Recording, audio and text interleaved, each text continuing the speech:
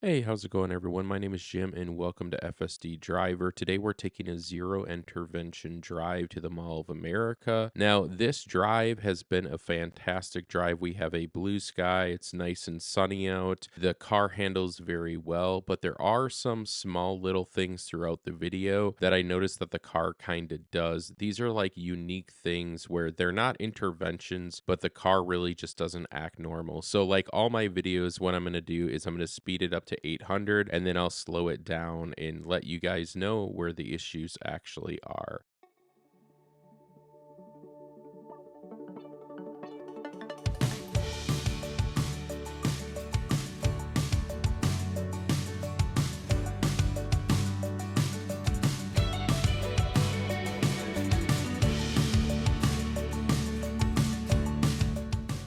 So I just wanted to make clear right here, we don't have any issue. My camera actually died right here and then I had to restart it. So we're at the same intersection. There's still two trucks that will go in front of us. There's a biker that will pull up to my right, which we did pass back a little ways, and the car actually kind of went around him, which I thought was really cool. But we'll just go ahead and we'll speed this up.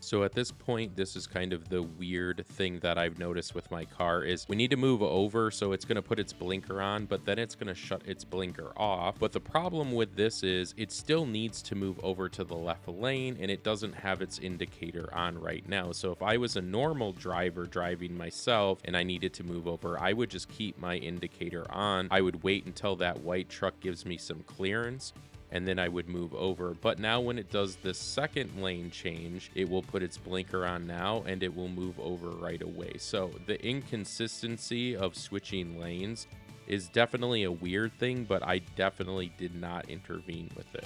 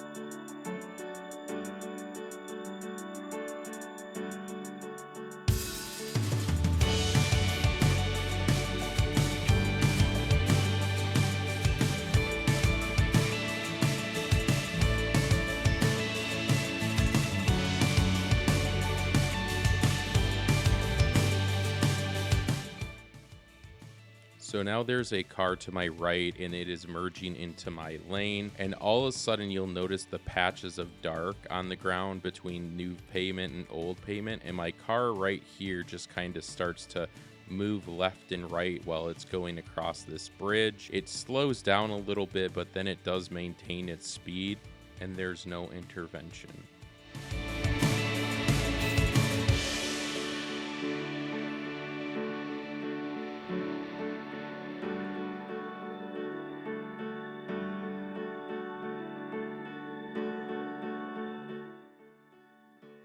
All right, guys, so this is the end of this video. I did disengage full self-driving right here because I actually entered the address to go to the west parking lot. I need to be on the east parking lot, so I decided I was going to disengage and just drive up the parking ramp.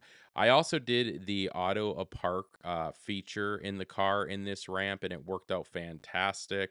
There are a couple little things, like I said in this video. One, we should probably have the indicator light on, even if we can't move over, but we want to move over into that lane, it should just stay on. And then when it's clear, it can move over, because what an indicator does, it indicates to the car behind us, we want to move over into this lane. please either slow down or speed up and make a gap for me so I can fill that gap. But the thing is with the Teslas that I've noticed is they turn their indicator light on. If they can't make it, they shut it off. They wait a little bit and then they turn it on again, which I think actually causes more confusion to the driver behind this. Now, I did submit a report to Tesla about this, whether or not they fix this or they do anything. It's totally up to whatever comes out in the next update, but a fantastic zero intervention drive. Now I'm in a parking ramp. I don't know if full self-driving really works in a parking ramp. It doesn't really have a destination, so it was just going up floors and I was like, I don't want to miss my floor. And then I do the auto park assistant right here between two cars because I thought, hey, let's just go between two cars and try this out. This is probably like the third time I've actually used this feature. My car is a 2019, and so it has the ultrasonic sensors, and you can definitely tell it is using them because it comes really close to this car and then it pulls forward.